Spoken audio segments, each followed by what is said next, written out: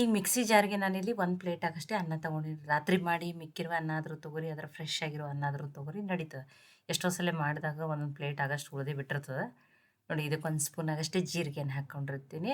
ಒಂದು 4 ಒಣ ಮೆಣಸಿನ್ಕಾಯಿನ ಹಾಕಿದ್ದೀನಿ. ನೀವು ಚಿಲ್ಲಿ ಫ್ಲೇಕ್ಸನ್ನಾದ್ರೂ ಹಾಕ್ಬೋದು. ಎಷ್ಟೋ ಸಲ ಚಿತ್ರಾನ್ನ, ಒಗ್ಗರಣೆ ಏನೇನೋ ಮಾಡ್ಕೊಂಡಿರ್ತೀವಿ.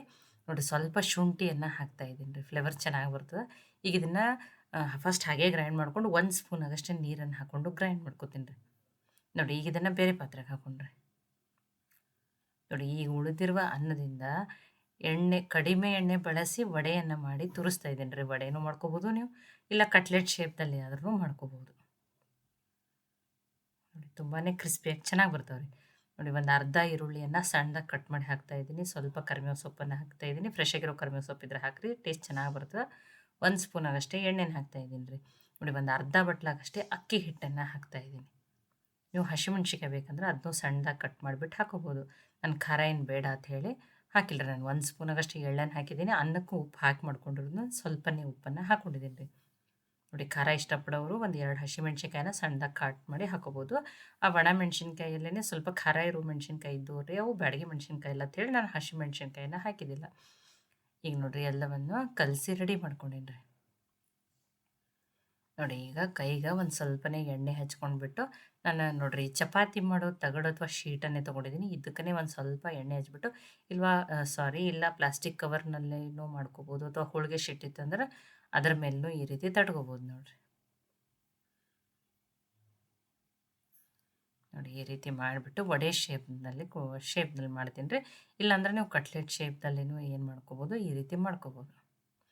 ತುಂಬಾ ಕ್ರಿಸ್ಪಿಯಾಗಿ ತುಂಬ ಚೆನ್ನಾಗಿ ಬರ್ತವೆ ರೀ.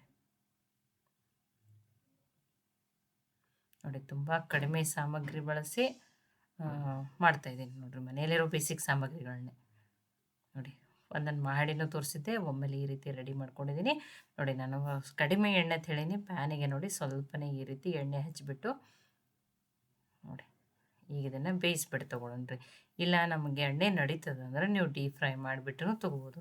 ಇದನ್ನು ಹಾಕಿಬಿಟ್ಟು ಮೇಲೊಂದು ಸ್ವಲ್ಪ ಎಣ್ಣೆ ಹಚ್ಚಿ ಲೋ ಫ್ಲೇಮ್ದಲ್ಲಿಟ್ಟು ಕ್ರಿಸ್ಪಿ ಆಗೋವರೆಗೂ ಬೇಯಿಸ್ಬಿಟ್ಟು ತೊಗೊಂಡೆ ನೋಡಿರಿ. ಆಮೇಲೆ ಒಳಗಡೆಯಿಂದ ಚೆನ್ನಾಗಿ ಬೇಯ್ತಾವ್ರಿ. ನೀವು ಹೈ ಫ್ಲೇಮ್ದಲ್ಲಿಟ್ಟರೆ ಮೇಲ್ಗಡೆ ಅಷ್ಟೇ ಬೇಯ್ದು ಒಳಗಡೆಯಿಂದ ಹಿಟ್ಟು ಹಾಗೆ ಹಸಿದು ಉಳಿದಿರ್ತದೆ ರೀ.